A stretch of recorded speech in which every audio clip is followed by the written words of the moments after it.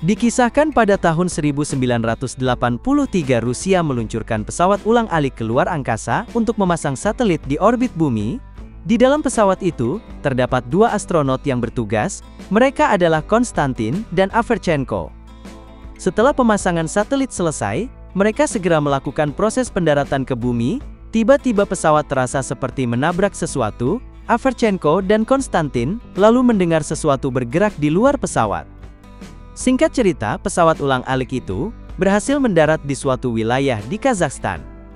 Seorang kakek kemudian mendekati pesawat itu. Kakek itu melihat Averchenko tewas dengan luka mengerikan di kepalanya, sementara Konstantin selamat namun matanya menghitam dan muntah darah. Di Moskow sedang dilakukan sidang kode etik kepada seorang dokter spesialis otak yang bernama Tatiana. Ia dianggap membahayakan salah satu pasiennya karena menenggelamkan pasien itu selama 1 menit. Tatiana pun menjelaskan kalau hal itu terbukti mengurangi kejang-kejang yang dialami pasiennya, namun ibu dari pasien itu tidak terima sehingga melaporkan Tatiana ke Kementerian Kesehatan. Para petinggi ingin Tatiana mengakui kesalahannya dan bersedia mengundurkan diri. Jika tidak, masalah ini akan dibawa ke jalur hukum. Singkat cerita, mereka akhirnya tiba di markas militer rahasia. Semiradov kemudian membawa Tatiana ke ruang penelitian Konstantin. Di sana ada Dr. Yan Rigel selaku kepala peneliti yang sedang mencoba menghipnotis Konstantin untuk mengetahui kejadian sebelum pendaratan. Namun karena Konstantin tidak bisa dihipnotis, Rigel yang kesal pun langsung keluar. Konstantin lalu berteriak dari balik kaca dan bertanya bagaimana keadaan rekannya Averchenko. Konstantin ingin dibebaskan dari tempat ini karena dia tidak merasa melakukan suatu kesalahan. Di luar, Semiradov lalu menyuruh Tatiana untuk masuk. Di hadapan Konstantin, Tatiana menawarkan teh yang dia bawa. Konstantin pun langsung mengambilnya. Tatiana lalu melihat sebuah mainan berwarna merah yang ada di ruangan itu. Konstantin memberitahu kalau itu adalah barang kesayangannya yang dia bawa kemana-mana, bahkan keluar angkasa. Konstantin lalu memberi nomor ibunya kepada Tatiana. Konstantin meminta Tatiana memberi kabar kepada ibunya kalau dia baik-baik saja. Setelah pemeriksaan selesai, Tatiana kemudian keluar.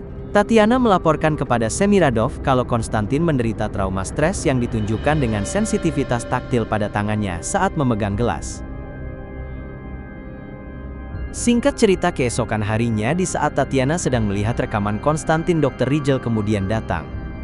Saat sedang membaca berkas, Tatiana terkejut karena di sana disebutkan kalau Konstantin ternyata mempunyai seorang anak yang dititipkan di dalam panti asuhan setelah ibu anak itu meninggal. Tatiana pun bertanya kepada Rigel mengenai anak itu, namun Rigel menjawab kalau dia tidak tahu.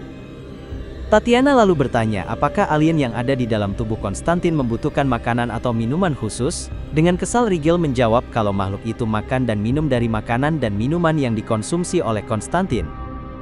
Melihat Rigel tidak mau membantunya, Tatiana pun berkata kalau dia di sini tidak ingin mengincar pekerjaan Rigel.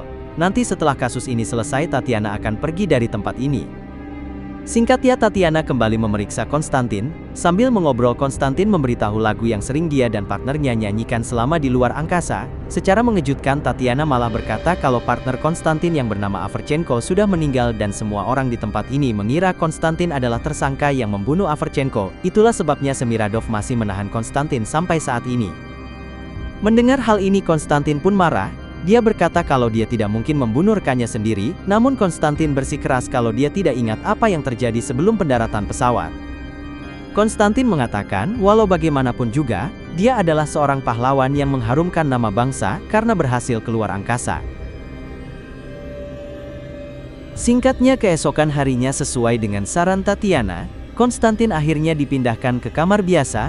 Konstantin lalu menyalakan TV dan dia melihat berita tentang dirinya dan Averchenko. Di dalam berita itu dikatakan kalau dirinya dan Averchenko selamat dan sedang menjalani rehabilitasi untuk pemulihan. Konstantin pun marah karena itu adalah berita bohong. Tatiana kemudian datang. Tatiana ingin meminta maaf atas omongannya kemarin.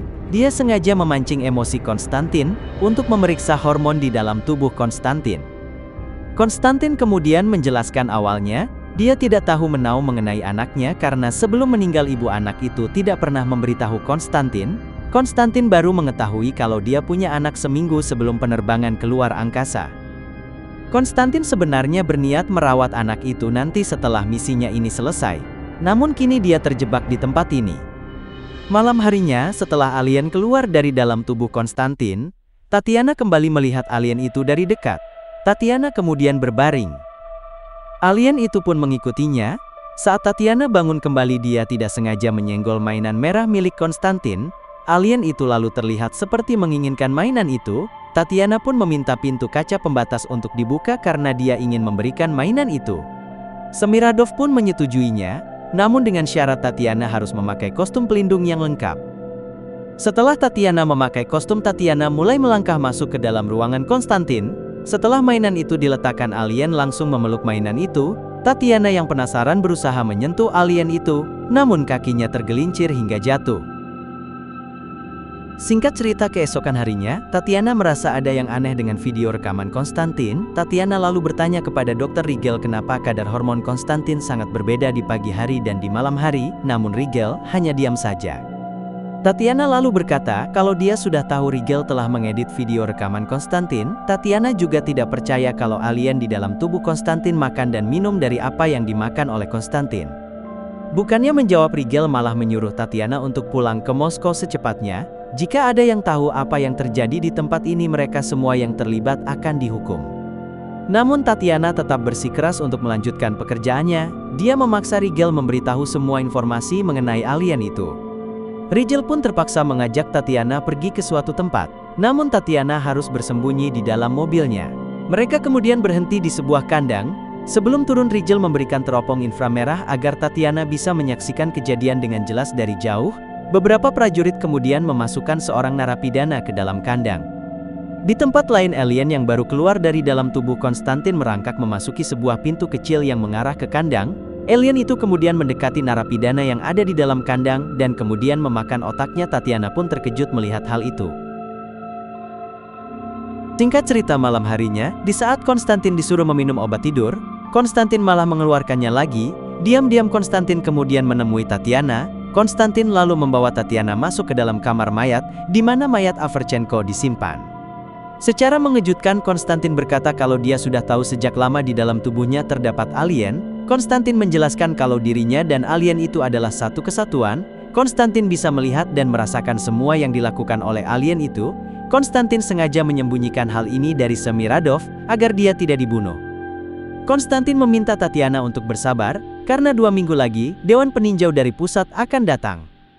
Saat hari itu tiba, Konstantin yakin kalau dia pasti akan dibebaskan, namun Tatiana menolak menunggu lebih lama lagi, karena dalam 2 minggu ke depan nanti pasti akan ada banyak lagi orang yang dikorbankan, dan Tatiana tidak bisa membiarkan hal itu terjadi. Keesokan harinya, Semiradov akhirnya mengetahui kalau sebelumnya Tatiana diam-diam melihat alien itu memakan otak manusia. Semiradov pun memanggil Tatiana masuk ke dalam kantornya. Semiradov mengatakan kalau mereka di sini sedang mencari cara untuk bisa mengendalikan alien itu. Jika mereka berhasil melakukannya, mereka akan mempunyai senjata perang yang sangat kuat, menurut. Singkat cerita, setelah melakukan penelitian, Tatiana akhirnya tahu kenapa alien itu memilih Konstantin dan bukan Averchenko. Tatiana memberitahu Rigel kalau Averchenko menderita kanker dan tumor yang baru muncul setelah terbang keluar angkasa. Alien itu pasti bisa mendeteksi penyakit itu sebelum muncul, sehingga dia memilih inang yang sehat. Tatiana pun memberitahukan rencananya yang akan membawa Konstantin kabur malam ini juga. Pada akhirnya Rigel pun bersedia membantu Tatiana. Dia memberikan obat yang diminta oleh Tatiana. Tatiana kemudian membius prajurit dan suster yang berjaga di depan kamar. Konstantin Tatiana lalu masuk ke dalam kamar Konstantin sementara Rigel berjaga di depan pintu. Tatiana berkata kepada Konstantin kalau dia bisa memisahkan alien dari dalam tubuh Konstantin, yaitu dengan obat yang bisa meniru efek penyakit yang diderita Averchenko. Jika obat itu dimasukkan ke dalam tubuh Konstantin, maka alien itu pasti akan langsung keluar.